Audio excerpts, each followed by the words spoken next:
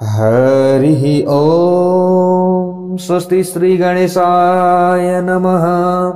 ॐ नमो भगवते वासुदेवाय। ॐ श्री हरये नमः। त्वमेव माता च पिता त्वमेव बन्धुश्च सखा त्वमेव विद्या द्रविणं त्वमेव सर्वं मम देव। नारायणं नमस्कृत्य नरं चैव नरोत्तमं देवीं सरस्वतीं व्यासं ततो जयमुदीरयेत्। भक्तवत्सल भगवान को जय। समादरणीय वंदनीय प्यारा प्यारा भक्त भागवतहरु, हजुर समक्ष मत्स्य महापुराण कथा राखिराखिएको छ। आज पनि तपाई हामी आजको नयाँ भागमा उपस्थित भइसकेका छौं। अगाडि गएर ऋषिहरूले प्रश्न गर्नुभयो। देवानां दानवानां च गन्धर्वो रगरक्षसाम् उत्पत्तिं विस्तरेणैव सुत ब्रूहि यथा तथम्।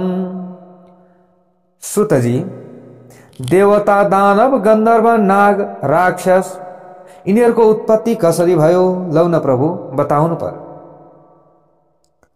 यथार्थ रूपमा विस्तार पूर्वक वर्णन गर्नुहोस् भनेर प्रश्न गर्नुभयो। कसले? शौनकादि ऋषिहरूले। सुतजी अगाडि गएर भन्नुहुन्छ, संकल्पात् दर्शनात् स्पर्शात् पूर्वेषां सृष्टिरुच्यते। हे दुई जबर हो, हे ब्राह्मण हो, प्रचेता पुत्र दक्षबाट पूर्व अगाडि उत्पन्न भएका जति पनि सृष्टिहरू भयो त्यो भन्दा अगाडि दक्ष प्रजापतिबाट संकल्प, दर्शन र स्पर्श मात्रबाट भएको थियो। अगाडि यसरी बताइएको छ। सबैभन्दा अगाडि मानस सृष्टिहरू हुन्थ्यो, संकल्प सृष्टि हुन्थ्यो, दर्शनबाट पनि सृष्टि हुन्थ्यो, यसरी बताइएको छ। तर दक्ष भन्दा पछाडि, दक्ष भन्दा अगाडि यसरी उत्पत्ति हुन्थे भने दक्ष भन्दा पछाडि स्त्री पुरुषको संयोगबाट सृष्टिको प्रचलन भयो भनेर बताइएको छ। अथवा मनु र शतरूपाबाट पनि भनेर भन्ने गरिन्छ। पूर्वकालमा जब ब्रह्माले दक्षलाई आज्ञा दिनुभएको थियो, भन्नुको मतलब ब्रह्माजीले कसलाई आज्ञा दिनुभयो? दक्षलाई। तिमीले प्रजाहरूको सृष्टि गर। दक्षले पहिले अब जस्तो सृष्टि गरेका थिए त्यस्तै प्रकारको वर्णन गर्दछु भनेर सुतजी भन्नुहुन्छ। तपाईहरूले श्रद्धापूर्वक श्रवण गर्नुहोस्। जब संकल्प, दर्शन, स्पर्शद्वारा देव, ऋषि, नागहरूको सृष्टि गरेर जीव लोकको विस्तार भएन, त्यो समयमा संकल्प मात्र दर्शनबाट मात्र, स्पर्शबाट मात्र विस्तार गर्न निकै कठिन भयो। किनभने संकल्पबाट, दर्शनबाट सृष्टि गर्नका लागि पनि धेरै तपस्या गर्न पर्थ्यो। जति सजिलो मैथुनबाट हुन्थ्यो, मैथुन सृष्टि, त्यो भन्दा धेरै गाह्रो हुन्थ्यो संकल्प, दर्शन, स्पर्शबाट प्रजाहरूको सृष्टि गर्नका लागि। त्यसका लागि निकै साधना चाहिन्छ नि। त्यतिकै हुन्छ र? त्यतिकै हुँदैन। अब दक्षले सम्पूर्ण संकल्प, दर्शन र स्पर्श आदिबाट सृष्टि गर्नका लागि कठिन भइसकेपछि 5 जनीको गर्भबाट 1000 पुत्रहरू के गरे?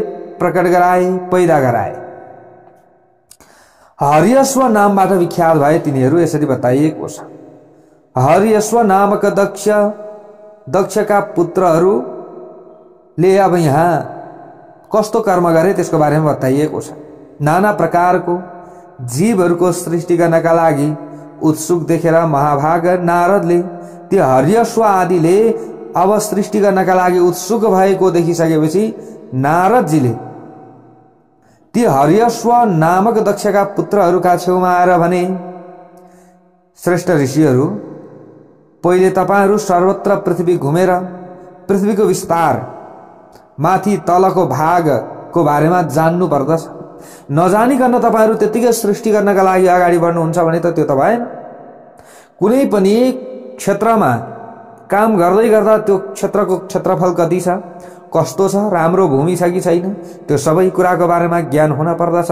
हे ऋषीश्वर हो, तपाईहरुले पहिले के गर्नुहोस् त भन्दा त्यसको बारेमा ज्ञान गर्नुहोस्। कसको बारेमा? पृथ्वीको बारेमा। किन भन्दा पृथ्वीमा सृष्टि गर्दै हुनुहुन्छ तपाईहरुले। तब विशेष रूपबाट सृष्टिको रचना गर्न तपाईहरुले सक्नुहुनेछ। नारदजीको कुरा सुनेर तिनीहरू विभिन्न दिशाहरूतर्फ अब लागे, विभिन्न ठाउँतर्फ लागे। यसरी बताइएको छ। ल हेर्नुहोस्, अब जान त गए, जस्तो प्रकारले गएका थिए त्यसरी नै फर्किए अरे। ल हेर्नुहोस्, जसरी नदी समुद्रमा मिलेर पुनः वापस आउँदैन, तर उनीहरू अब जान त गए विभिन्न दिशाहरूमा, हैन?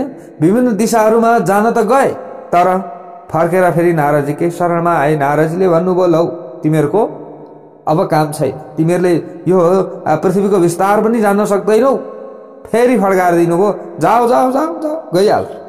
त उनीहरू वैरागी भने। अब ल हेर्नुहोस् है, अब कहिले यो पृथ्वीको विस्तार, कहिले कहाँ के यो झन्झट। जसरी उनीहरू अब फेरि फर्केर गए, फेरि उनीहरू फर्केर आएनन्। यसरी बताइएको छ। अब चाहिँ फर्केर आएनन्। त यस प्रकार हर्यश्व नामक पुत्रहरू नष्ट भएको जानेर प्रभावशाली दक्ष प्रजापति दक्षले अब बिरणीको गर्भबाट पुनः 1000 पुत्रहरू उत्पन्न गरे, जो सबल नामबाट प्रसिद्ध भए भनेर बताइएको छ। जब यी सबल नाम गरेका पुत्रहरू थिए, यिनीहरू सृष्टि गर्नका लागि एकत्र भएर फेरि नारदजीको नजिकमा पुगे।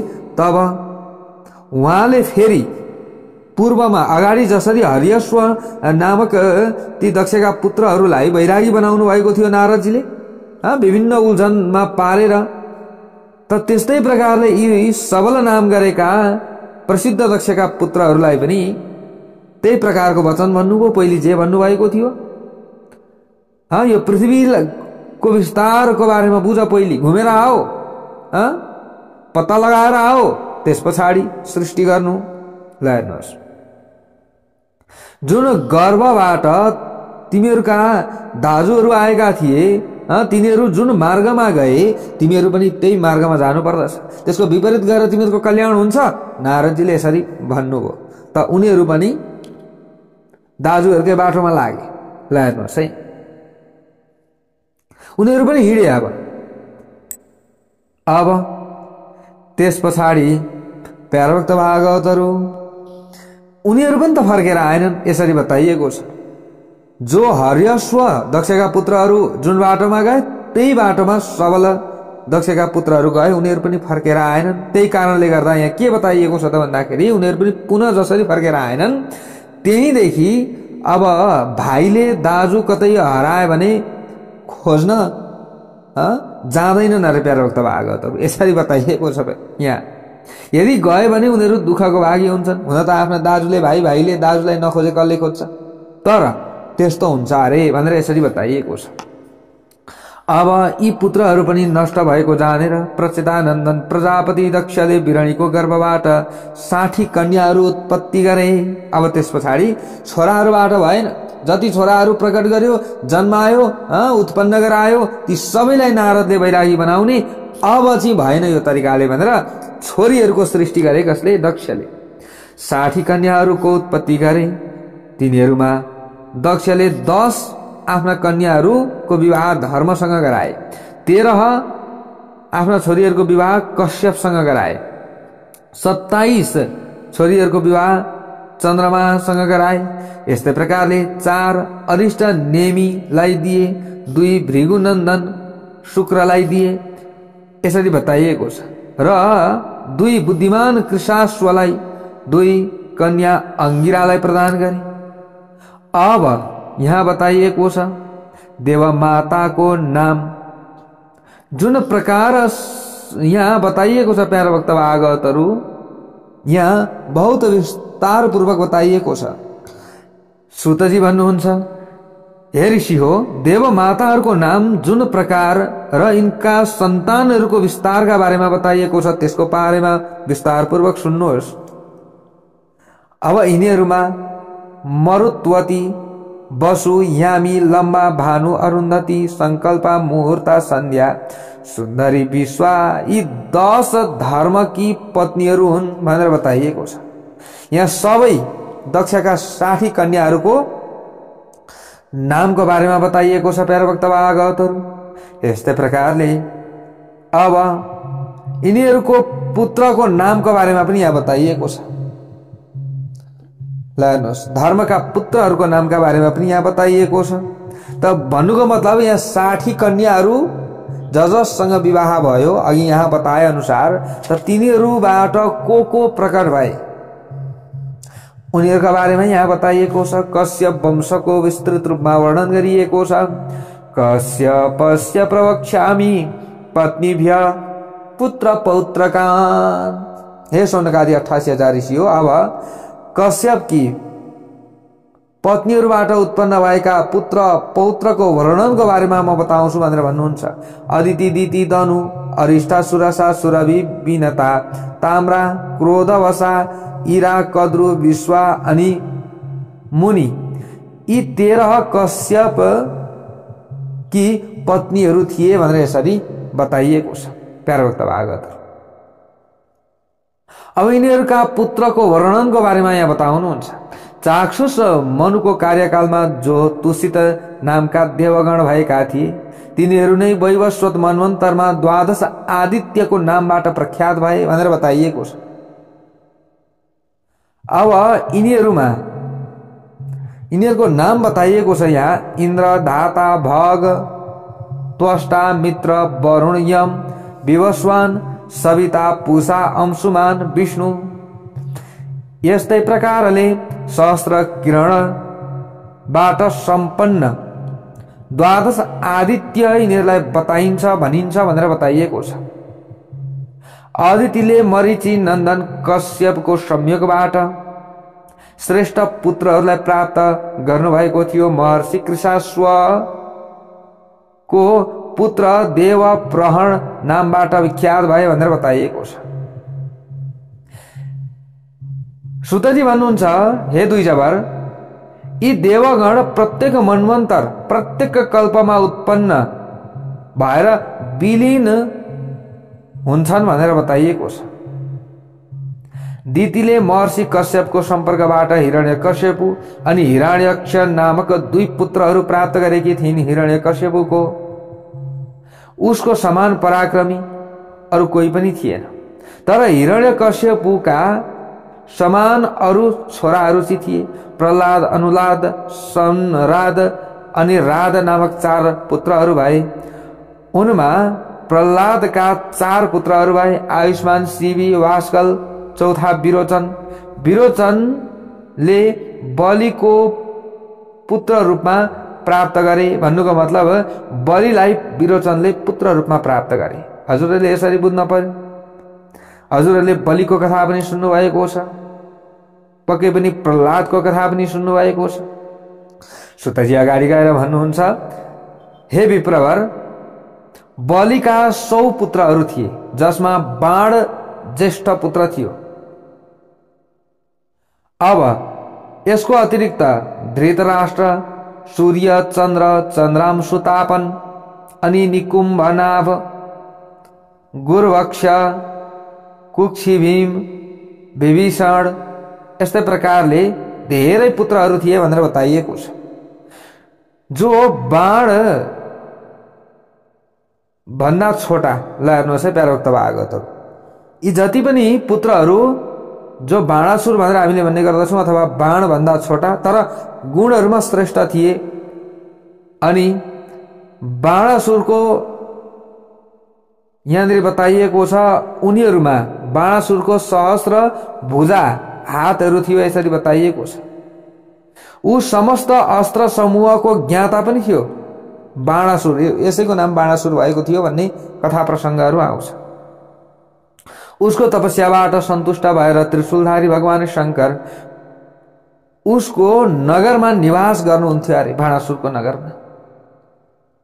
पिनाकाधारी शंकरजी की अब शंकरजी को समतावाल महाकाल पद भन्नुको मतलब त्यो बाणासुरले आफ्नो तपस्याको प्रभावबाट पिनाकधारी शंकरजी को चाहिँ समतावाल भनेको त्यस्तै प्रकारको महाकाल पदलाई प्राप्त गरेको थियो भनेर यसरी बताइएको छ। अर्को दितिका द्वितीय पुत्र हिरण्याक्ष थिए। हिरण्याक्षबाट उलुक, शकुनी, भूत सन्तापन, महानव नामक पुत्र भए। अब यिनबाट उत्पन्न पुत्र पौत्रको संख्या 77 करोड थियो भनेर बताइएको छ। ल हेर्नुहोस् है, सबै महान बलशाली विशाल शरीरवाला नाना प्रकारका रूप धारण गर्नमा समर्थ महान तेजस्वी थिए।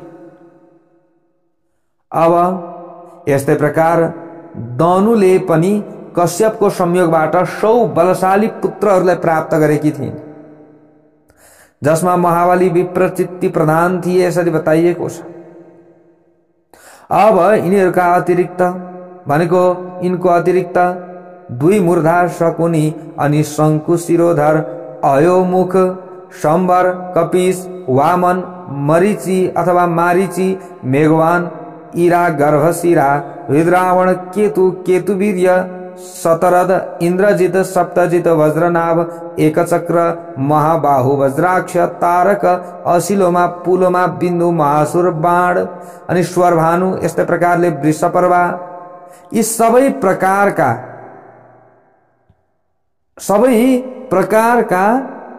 सबै शक्तिहरूबाट युक्त भएका बलशाली थिए, धनुका पुत्र थिए यसरी बताइएको छ।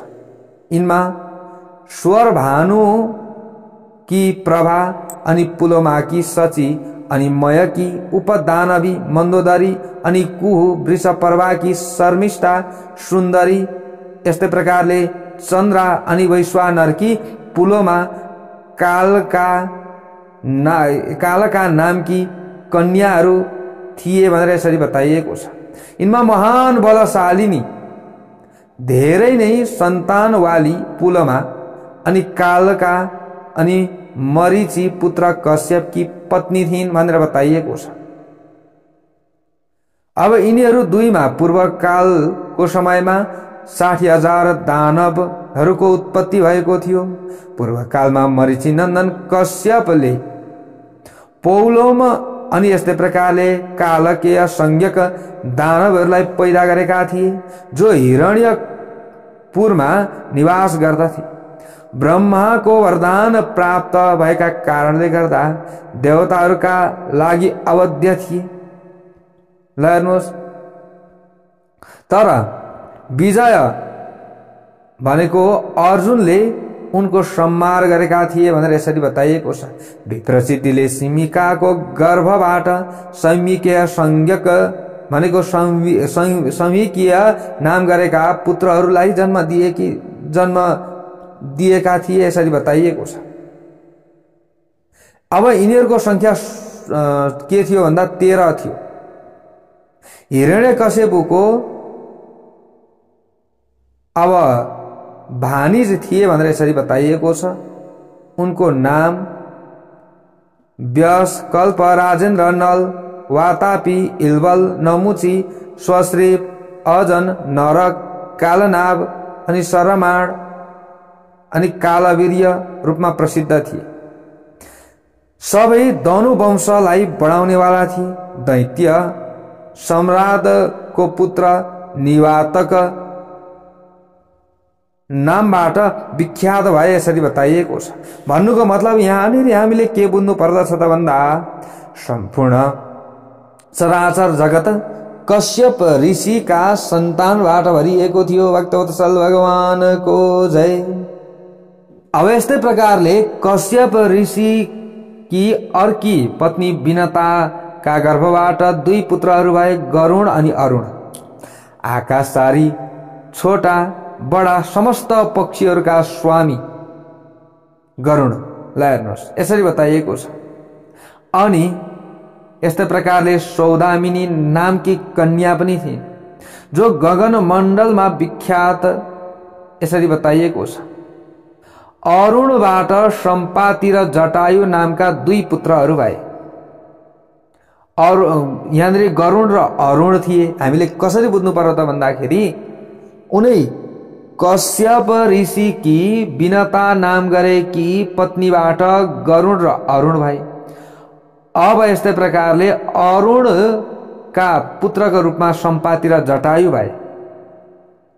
अब उनमा सम्पातिको पुत्र बब्रु अनि शीघ्रग नामबाट विख्यात भए। जटायुका 2 पुत्र थिए, कर्णिकार अनि शतगामी। यसरी बताइएको छ प्यारोक्त भागवत।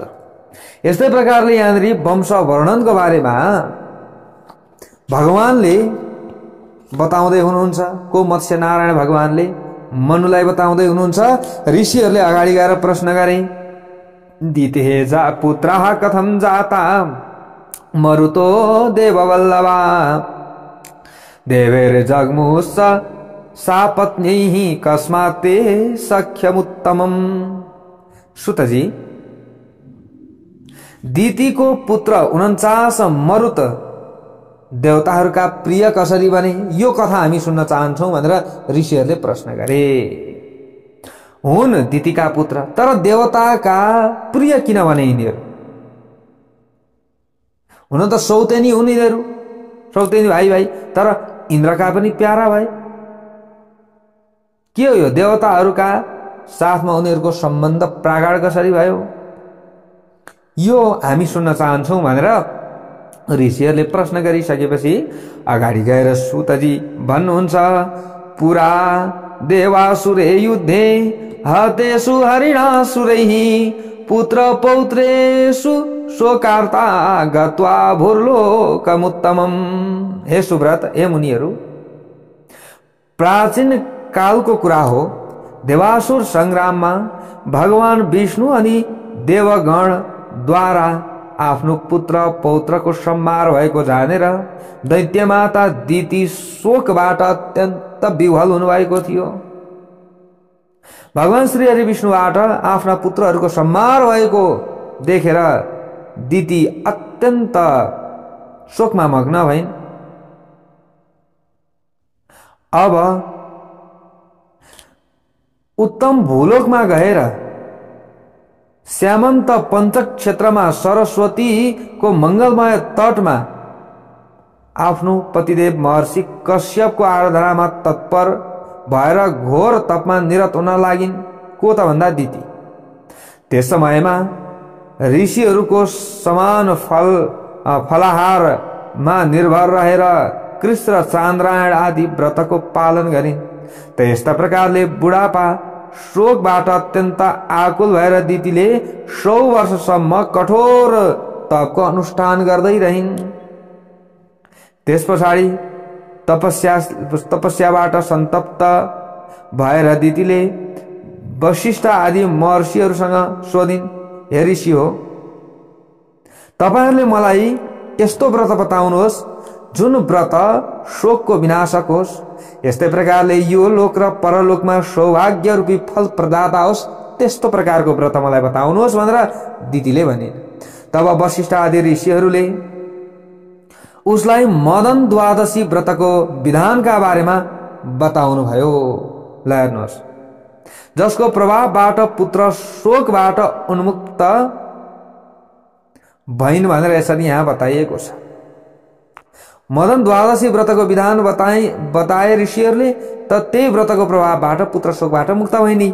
ऋषिहरूले प्रश्न गर्नुभयो, श्रोतुमिच्छामहे सुत मदन द्वादशी व्रतम। सुतजी, जसको अनुष्ठान गर्नाले दितिलाई पुनः 49 पुत्रहरूको प्राप्ति भयो, त्यो मदन द्वादशी व्रत कस्तो हो? फेरि हजुरले त नयाँ व्रतको बारेमा बताउनु भयो, मदन द्वादशीको व्रत कस्तो हुन्छ? यसको विषयमा हामी सुन्न चाहन्छौं भनेर यस्ता प्रकारले प्रश्न गरे। सुतजी भन्नुहुन्छ, यद वसिष्ठादिभिः पूर्वं दिते कथितमुत्तमम्। हे ऋषिश्वर हो, पूर्व कालमा वशिष्ठ आदि ऋषिहरूले दितिको प्रीति जुन उत्तम मदन द्वादशी व्रतको प्रीतिका लागि भनेको दितिको चाहिँ उद्धारका लागि, दितिको प्रीतिका लागि मदन द्वादशीको वर्णन गर्नुभएको थियो ऋषिहरूले। त्यसैलाई तपाईहरूले विस्तारपूर्वक सुन्नुहोस्। व्रतधारीले के गर्नुपर्दछ त भन्दा चैत्र मासमा शुक्ल पक्षको द्वादशी तिथिको दिनमा श्वेत भनेको सेतो चामलबाट परिपूर्ण छिद्ररहित एक घट स्थापित गर्नुपर्दछ। त्यसमा श्वेत चन्दनको अनुलेप लगाउनु पर्दछ। श्वेत वस्त्रलाई 2 टुक्रा बनाएर आच्छादित गर्नुपर्दछ, त्यसलाई ढाक्नु पर्दछ। भन्नुको मतलब श्वेत चन्दनको अनुलेप लगाउनु पर्दछ। अब त्यसलाई श्वेत वस्त्र, सेतो वस्त्रको 2 टुक्राले आच्छादित गर्नुपर्दछ, छोप्नु पर्दछ।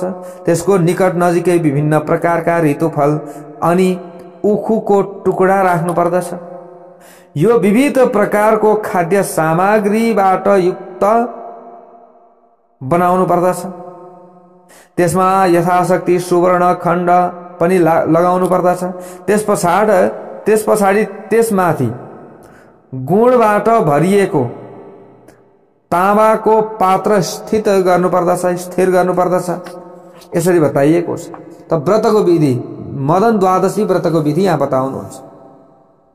त्यसभन्दा माथि केराको पत्तामा काम अनि उसको वाम देब्रे भागमा शक्कर समन्वित रीतिको स्थापना गर्नुपर्दछ। शक्करले मिसिएको त्यस्तो स्थान बनाउनु पर्यो। फेरि गन्ध, धूप आदि विभिन्न उपचारबाट पूजा गर्नुपर्दछ। गीत वाद्य आदिको प्रबन्ध गर्नुपर्दछ। अब सकियो भने मनुष्यले कामदेव भगवान विष्णुको कथाको आयोजना गर्नुपर्दछ। यति गरेर भगवान श्री हरि विष्णुको कथा सुन्नुपर्दछ। पुनः कामदेव नामक भगवान विष्णुको अर्चना गर्नुपर्दछ। सुगन्धित जलबाट स्नान गराउनु पर्दछ। श्वेत पुष्प अनि तिलद्वारा मधुसूदनको विधिवत पूजा गर्नुपर्दछ। पूजा गर्दा केले पूजा गर्नुपर्दछ अरे भगवानको? भगवान श्री हरि नारायणको पूजा गर्दा सेतो फूल, सेतो अथवा पहेँलो फूल अनि तिल आदिद्वारा पूजा गर्नुपर्दछ। शुक्ल पुष्पाक्षत तिलै रर्चयन् मधुसूदनम। त्यो समयमा अब भगवान श्री हरि विष्णुको खुट्टामा कामदेव अनि जङ्घामा सौभाग्यदाता अनि उरुमा स्मर अनि कटी भागमा मनमथ अनि उदर पेटमा स्वच्छोदर अनि वृक्षस्थलमा अनङ्ग, मुखमा पद्ममुख अनि बाहु, हातमा पञ्चसर अनि मस्तकमा सर्वात्माको नमस्कार छ भनेर यसरी भन्नुपर्दछ। त्यो समयमा भगवान केशवलाई साङ्गो पाङ्ग पूजन गर्नुपर्दछ, विधिवत पूजन गर्नुपर्दछ। त्यसपछाडि प्रातःकाल त्यो घडा जुन घडा स्थापना गरिएको थियो त्यो ब्राह्मणलाई दान दिन पर्दछ। सत ब्राह्मणलाई फेरि जस्तो पाए त्यस्तै खाने, जस्तो पाए त्यस्तै व्यवहार गर्ने, त्यस्तालाई होइन वेद पढ्न जानेका, शुद्धसँग पढ्ने त्यस्ता व्यक्तिहरूलाई दान गर्नु। भक्तिपूर्वक ब्राह्मणलाई भोजन गराउनु पर्दछ। अब भोजन गराउनका लागि हामीले आफूले सक्ने केही रुपैयाँ पैसा आदिको व्यवस्थापन पनि गर्न सकिन्छ। स्वयं पनि नमक रहित भनेको आफूले नुन रहित भोजन गर्नुपर्दछ। आफूले जो व्रती हो नि त्यो व्रतीले पनि नुन खान हुँदैन। ब्राह्मणहरूलाई दक्षिणा दिएर मन्त्रोच्चारण गर्नुपर्दछ। जो सम्पूर्ण प्राणीहरूको हृदयमा स्थित रहेर आनन्द नामबाट भनिन्छ, उनै कामरूपी भगवान जनार्दनले मेरो यस व्रत अनुष्ठानबाट प्रसन्न भएर आशीर्वाद प्रदान गर्नुहोस् भनेर भन्नुपर्दछ। हृदय सर्वभूतानां य आनन्दो विधीयते। यसै विधिबाट प्रत्येक मासमा मदन द्वादशी व्रतको अनुष्ठान गर्नुपर्दछ। व्रतीले द्वादशीको दिन एक फल खाएर भूतल भनेको भुइँमा शयन गर्नुपर्दछ। त्रयोदशीको दिन अविनाशी भगवान विष्णुको पूजा गर्नुपर्दछ। 13औं महिना आएपछि घृत धेनु सहित समस्त सामग्रीहरूबाट शय्यादान गर्न पर्दछ। शय्यादानको धेरै ठूलो महत्व छ प्याराभक्त भागवतहरू। कतिले त सक्नेले गर्नुहुन्छ प्याराभक्त भागवत। कामदेव को स्वर्ण निर्मित प्रतिमा बनाउनु पर्दछ। स्वर्ण भनेको सुनले निर्माण गरेको प्रतिमा, श्वेत रंगको दुधारो गाई अनंग कामदेवलाई समर्पित गर्नु पर्दछ। त्यस्तो भाव राखेर, त्यो संकल्प राखेर समर्पित गर्नु पर्दछ। त्यो समयमा शक्ति अनुसार वस्त्र आभूषण आदिद्वारा सपत्नी सहित ब्राह्मणको पूजा गर्नु पर्दछ। यसरी बताइएको छ। मैले पूजा गर्दैछु शय्या सुगन्ध आदि सहित, मेरो इच्छा पूरा गरिदिनु होला भनेर आफूले आशीर्वाद माग्नु पर्दछ। त्यसपछाडि धर्मज्ञ व्रतीले गो दुग्धबाट बनिएको हबी, खीर, श्वेत तिलबाट कामदेवको नामको कीर्तन गर्नु पर्दछ। भनेको खीर आफूले चाहिँ धर्मज्ञले खीर अर्पण गर्ने, खीरको हवन गर्ने, खीर खुवाउने यस्ता कर्महरू गर्न सक्दछ। र यसरी कीर्तन गर्दै गर्दै हवन गर्नु पर्दछ। यस्तै प्रकारले कृपणता छोडेर ब्राह्मणहरूलाई भोजन गराउनु पर्दछ। यथाशक्ति गन्ना पुष्पमाला प्रदान गर्नु पर्दछ, शक्कर आदि। जो यस विधिबाट मदन द्वादशी व्रतको अनुष्ठान गर्दछन् भने समस्त पापबाट मुक्त भएर भगवान विष्णुको समता उनीहरूले प्राप्त गर्दछन्। भगवान श्री हरि विष्णु सदृश उनीहरू बन्दछन्। यो लोकमा श्रेष्ठ पुत्र सन्तान आदिबाट उनीहरू युक्त हुन्छन् भनेर यसरी बताइएको छ। यो सौभाग्य फलको उपभोग ती व्रतीहरूले गर्दछन् जसले श्रद्धापूर्वक व्रत गर्दछन्। जो स्मर आनन्दात्मा विष्णु महेश्वर नामबाट कहिन्छ उहाँ नै अङ्गज भगवान विष्णुका सुखार्थीको स्मरण गर्नुपर्दछ भनेर बताइएको छ। यो सुनेर दितिले सारा कार्य यथावत रूपबाट सम्पन्न गर्दै भइन्। भक्तवत्सल भगवानको जय। अब दितिको त्यो व्रत अनुष्ठानको प्रभावबाट प्रभावित भएर महर्षि कश्यप दितिको निकटमा आउनुभयो।